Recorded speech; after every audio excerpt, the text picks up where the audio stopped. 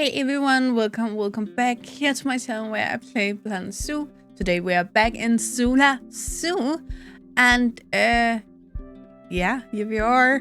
I'm pretty sure you can see here we have the reticulated giraffe and the African savanna or bush elephant. And I just wanted to do them justice, and it's animals that I think most people forget are tropical, but they do live in the tropical climate zones, both of them. And I just wanted these big animals, and I guess having the feeling that they walk on top of them. Could you imagine actually walking over a giraffe? I don't think a lot of people have tried that. So when I saw the bridge here were so high, I thought, we need some big animals in here, and here they are.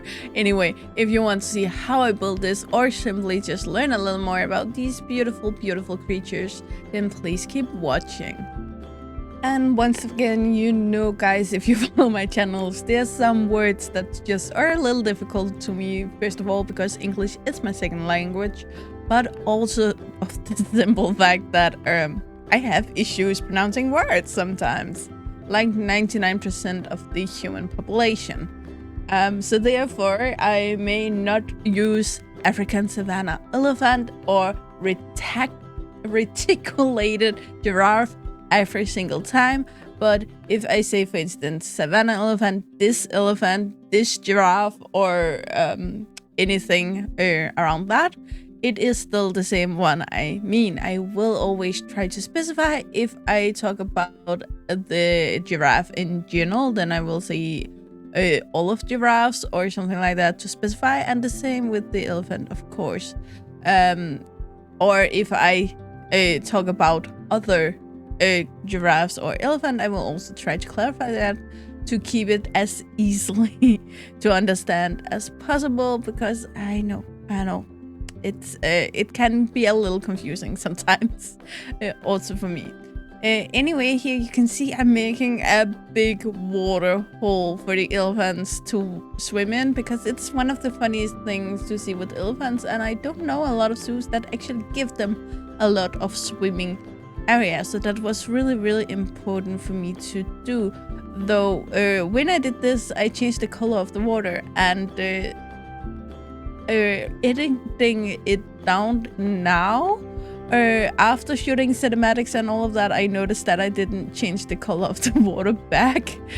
So I hope you can imagine the real color of the water. It looks really pale, or really clear this way, and it wasn't supposed to. So I will of course fix that, but the cinematics will be with this water. I do apologize. There is, as you know, a few rules when you build for these beautiful big animals, specifically the elephants in general and giraffes, because they are herbivores and they eat a lot, and they are really rough about when they eat. For instance, they can demolish an entire tree, a bush, or whatever it is, and kill the plants completely. So I wanted everything I put in here to be strong enough to be able to handle this. So it would be trees with really thick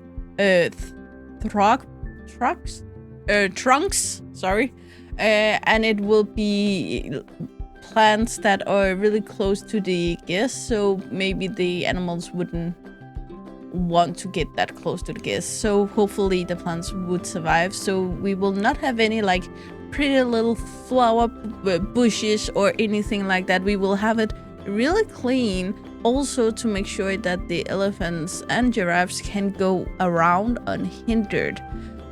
This is also one of the reasons I can build such a big habitat on such a short time. As you know, some of my bigger habitats takes like 6, 7, maybe 10 hours. I think this was like 1.5 hours actually, building wise. And I do enjoy mixing it up and have some animals where I really dive into the habitats, and some where I just can give my brain a little break. And I did, as you saw under the bridge, move more than just one place, so the animals can get through multiple places so they wouldn't get stuck in there for any reasons, and they can get around. Again, these are big animals, and if one is after the other, the one that are chased need to be able to escape, so we need to make sure there's nowhere they will get locked in any way, especially here right under the guest, where it's already would be a little stressful for the animals to be, though I think most giraffes and elephants in captivity at this point, they are not domesticated, but they are fairly used to being around humans. What you see here is actually something that I did just think of on the spot when I built it, and it's these new vines we got, because I remembered that I actually, as some of you guys know, my education is in farming, but when I started that, I actually didn't start as a farmer. I switched over to farming later on doing my education. The initial one is one that is the same educations for zookeepers and pet stores workers, and people who in general work with animals educations. And there we also learned about how different ways to build habitats. Normally we worked with smaller ones for snakes or lizards and such, because we didn't actually have a elephant to work with. But what we didn't know was how to create something that looks like nature, but you can build it in concrete or in fabricated, I think it's called, or other things, but especially in concrete, because you need something here that can hold the elephant. So you could put these down that looks like branches or vines, but in real life they would actually be concrete, so they could hold the elephant, even though they definitely didn't look like they would be able to. But let's focus a little bit of our beautiful giraffes today. It is in the order of Artiodactyla, and yes, you should think by now I have learned how to pronounce it, but no. But it is the order of the even-toed ungulates, which are animals that have a even numbers of toes, or they bury the main part of the weight on an even number of toes. For instance, you could have like 3 toes, but only put the weight on 2 of them, and therefore you in actuality only use 2 of them. And you will still belong here. And it's everything. We have 500 and more species. It's everything from the moose to some whales, sheep, alpaca, hippos, and some on. However, not the elephant, which belongs in the Proboscidae order instead. But when it goes to family, both of these animals are quite unique, and therefore they both hold their own family. For the giraffes, it's the Giraffidae, which is the family of giraffes, of course. And for the elephant, it is the Elephantidae, which makes it really easy to remember. Both of these family have extinct individuals that doesn't necessarily look exactly like what we would think of a giraffe or elephant to look like today, but it is still a elephant, or really closely related elephant adjacent animal. But for the giraffe, we of course have all the giraffes, but we also have the okapi, which just is something I find a little funny, that it is so close related to a giraffe, even though it has much of the same features. From afar, you would never know it was in this family. However, when we go in and look at the genus for the giraffes, all of the giraffes and the extinct giraffes are in the Giraffa genus, but the okapi is not here, so it's not as close related as all of the giraffes are, but it is close enough to be like a cousin of some sort.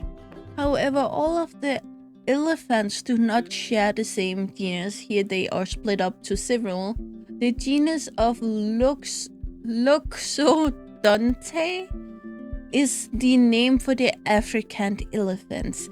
Here we have 4 species. 2 of them are already extinct, sorry. But the rest of them is, of course, our African bush elephant or African savanna elephant, same name, or same animal, 2 names, that we talk about today, but it's also the African forest elephant. So those are the 2 living African elephants today. However, when you compare the 2 here, it is important to remember that there's many more subspecies of giraffes than only the reticulated giraffe in Africa. So therefore, it will look like there's not a lot of them compared to the elephant, especially in this case, because when you look at a savanna in Africa, you would probably expect to see both of these animals. But the reticulated giraffe only live in the tropical climate zones, in the forest savanna and scrubland biome, and only in Ethiopia, Kenya, and Somalia. Again, there's many more places in Africa where you would expect to see giraffe, and that would probably be other kinds of giraffes. All of these places, though, the African savanna elephant do also live. Again, tropical climate zones, forest, scrubland, and savanna, but they do also live in rainforest, grassland, wetlands, woodlands, mountains, montane forests, and semi-deserts.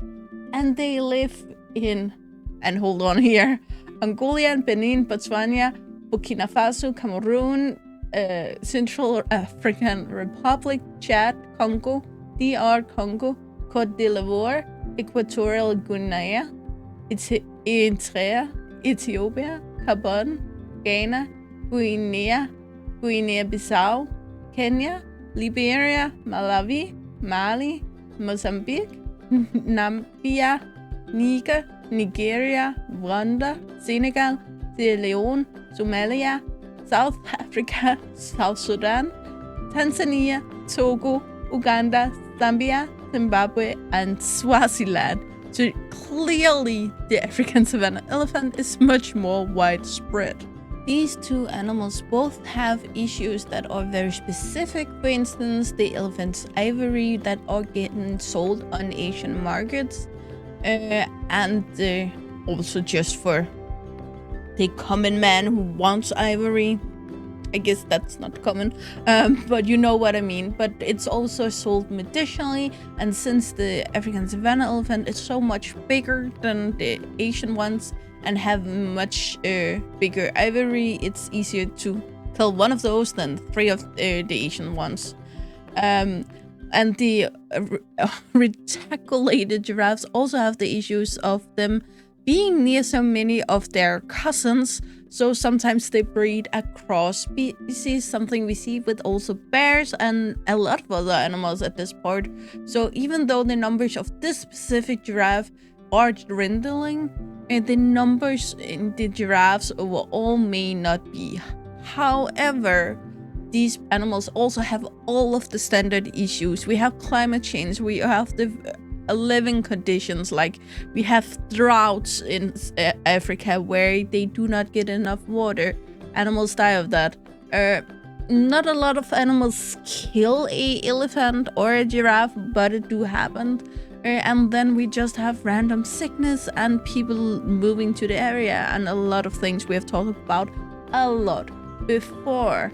However, the numbers are not that great because of all of this. For the African savanna elephant, they have currently 15,000 adult individuals that are known at this part. Again, these are the known ones. Some of the areas in Africa is not that well monitored, so there may be some out there we don't know about. And this leaves them as vulnerable according to the IUCN Red List. The giraffe here have 9,000 remaining individuals, and when you come under 10,000, you run into the main issue of inbreeding, which also can hurt the animals over time. But they are currently listed as endangered, which is kind of great if you ask me.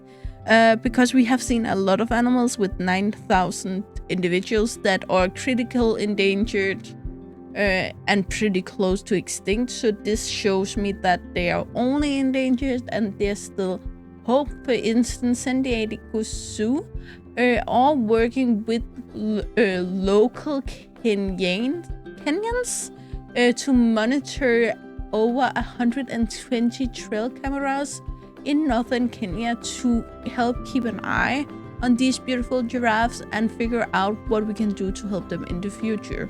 So, as always, there's plenty of ways we can help, locals can help, and everyone can help. And if you want to do something, there are so many organizations out there trying to collect money to be able to send vets to the area, monitoring to the area, scientists to the areas, not only for these animals, but for all animals out there. And I will really recommend you look into it if you are so inclined. I do not want to tell you what you should use your money to. It's just, if you want to, the opportunity is there. And normally here, guys, I would just tell you to enjoy the rest of the cinematics and I would be back afterwards. But the thing is, I have been talking way too long. So we have 2 pictures back now. So that's 2. And then in a minute or in a few seconds, it's gonna be 1. And then it's gonna be the outro. So yeah, all I have to say is I really hope you enjoyed it. Yeah, see you in the outro.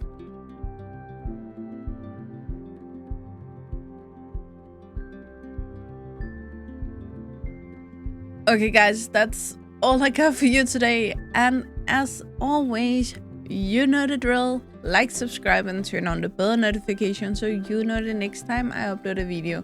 I really hope to see you again, either in the comments below or in the next video. Bye, guys.